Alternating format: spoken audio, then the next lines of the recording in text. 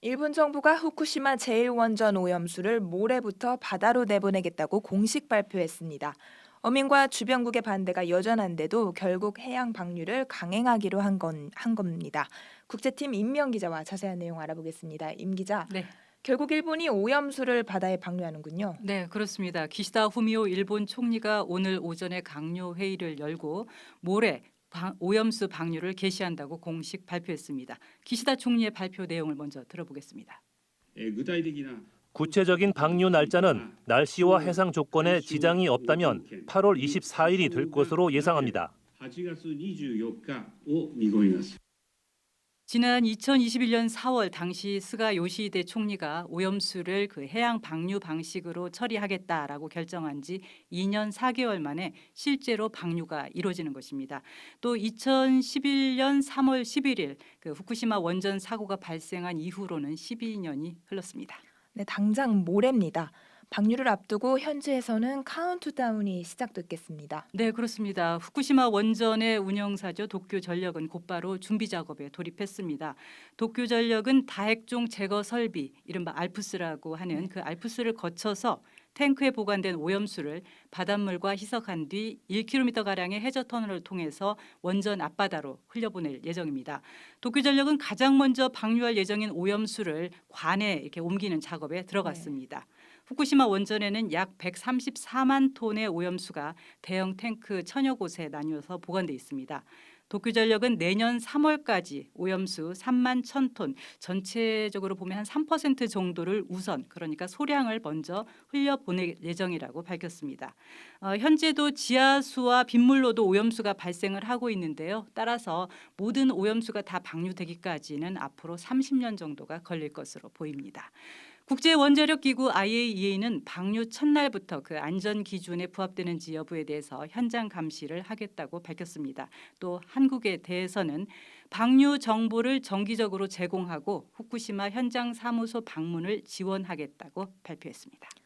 일본 정부는 국내외 반대에도 불구하고 마치 시간표에 맞춰 움직이듯 오염수 방류를 착착 밀어붙여왔어요. 네. 방류 날짜도 너무 속전속결로 결정한 게 아닌가요? 네, 그런 측면이 있습니다. 일본 정부는 올해 초에 방류 시점을 올해 봄부터 여름 사이 이렇게 발표를 했습니다. 이후 방류 설비를 서둘러서 준비를 했는데요. 5월에는 해저터널 굴착 공사를 마쳤고 이어서 시설 시운전과 일본 원자력 규제위원회의 설비 점검도 마쳤습니다. 기시다 총리는 한미일 정상회의 이후에 아주 숨가쁘게 움직였는데요. 귀국하자마자 후쿠시마 원전 시찰에 나섰고 어제는 어민 대표들을 만났습니다. 그리고 오늘 강요 회의를 열어서 날짜를 확정했습니다. 일본 정부가 이처럼 속도를 낼 수 있었던 것은 역시 IAEA가 말하자면 방류 합격증 같은 네. 것을 줬기 때문입니다. IAEA는 지난달 4일에 도쿄전력의 오염수 방류 계획이 국제 안전 기준에 부합하고 또 방류에 따른 어떤 그 방사선 영향은 무시할 정도다라는 내용의 종합 보고서를 발표했습니다. 당시에도 여러 가지 논란이 있었습니다만 일본 정부는 권위 있는 국제기구의 보고서라는 점을 10분 활용을 했습니다. 기시다 총리는 오늘도 IAEA를 언급했는데요. 이 부분 한번 들어보시겠습니다. IAEA의 과학적 근거에 폭넓은 지역과 국가가 이해와 지지를 표명했습니다. 국제사회의 정확한 이해가 확실히 확산하고 있다고 봅니다. 최근에는 방류 시점으로 8월 하순에서 9월 초순이 언급됐는데요. 다음 달부터는 후쿠시마 앞바다에서 저인망 어업이 재개되는 만큼 어민 반발을 최소화하기 위해서 일정을 앞당겼다는 분석이 나옵니다.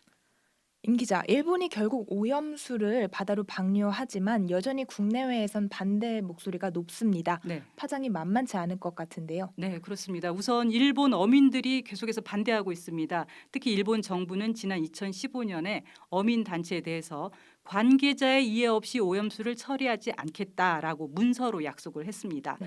어민 단체는 그 2015년의 약속이 깨진 것은 아니지만 그렇다고 해서 지켜진 것도 아니다라면서 반발하고 있습니다.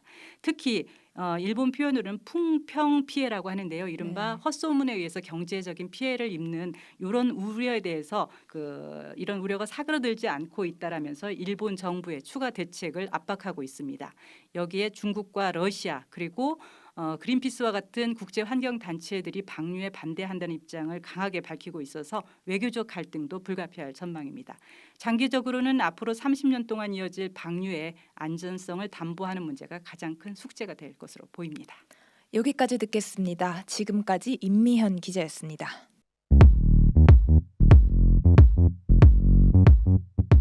오늘 하루 뉴스 맥락 정다운의 뉴스톡이면 됩니다. 유튜브 노컷 채널 알림 설정하시면 매일 오후 5시 30분 실시간 참여하실 수 있습니다.